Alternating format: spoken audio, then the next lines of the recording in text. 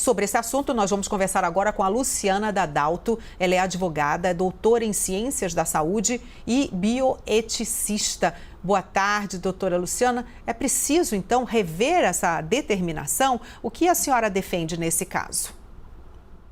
A gente precisa realmente conversar, né? O CREMESP precisa ouvir as entidades, porque ele usa um argumento de constitucionalidade, de que o direito à intimidade e o direito à dignidade deveriam ser precedidos aí, mas ele esquece que nós estamos diante do que a gente chama de choque de direitos. Existem outros direitos também aí, que é o direito à informação, o direito à visita e o direito à dignidade. Falar que não é digno realizar uma videochamada para um paciente em coma, sedado, por exemplo, na minha opinião, viola frontalmente a Constituição Federal, ao invés de preservar a Constituição, como o próprio CREMESP está falando. Então, a gente está diante de um parecer, é uma opinião, né? Não é uma resolução e, portanto, não está obrigando todos os profissionais inscritos no CREMESP, mas acho que gerou toda essa comoção exatamente porque o CREMESP usa normas bastante anteriores à pandemia para justificar ou para proibir algo que a gente está vendo que, nesse momento, tem garantido o mínimo de dignidade para os pacientes e para os familiares.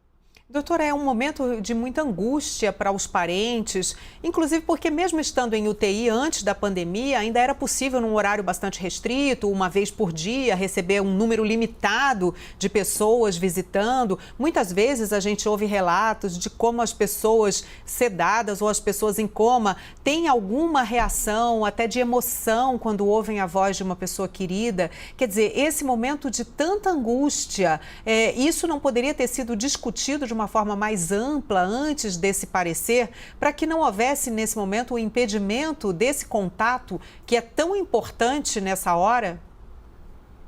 Então, as associações médicas, né, a AMIB e a NCP, que se manifestaram sexta-feira sobre o tema, com um posicionamento oficial, fazem exatamente essa crítica.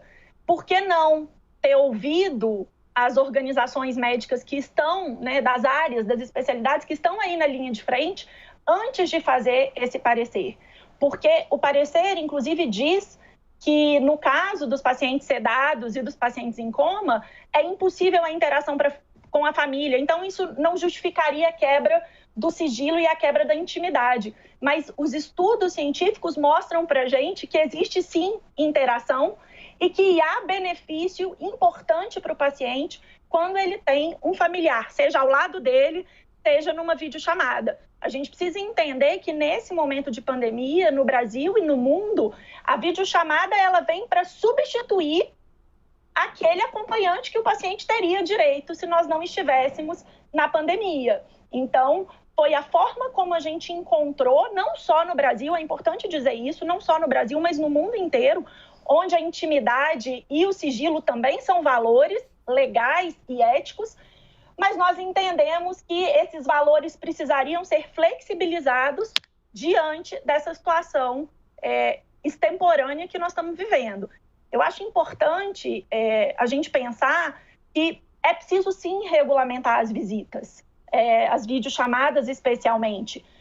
Mas essa regulamentação precisa acontecer para a gente evitar que essas videochamadas caiam nas redes sociais, né, com prints, com vídeos, em várias redes que, inclusive, já acontecem, e para a gente limitar quem será o familiar que estará do outro lado. Eu entendo que essa seria a melhor contribuição que o CREMESP podia dar, trazer uma norma, né, ou um parecer, que seja, para regulamentar como fazer de uma forma mais ética. Mas dizer que não é ético fazer é realmente algo que beira o absurdo.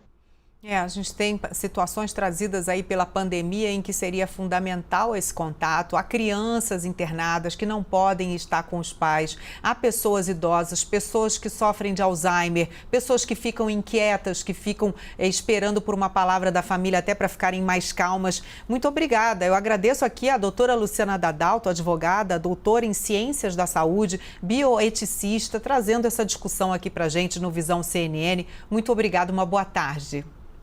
Boa tarde, eu agradeço o convite.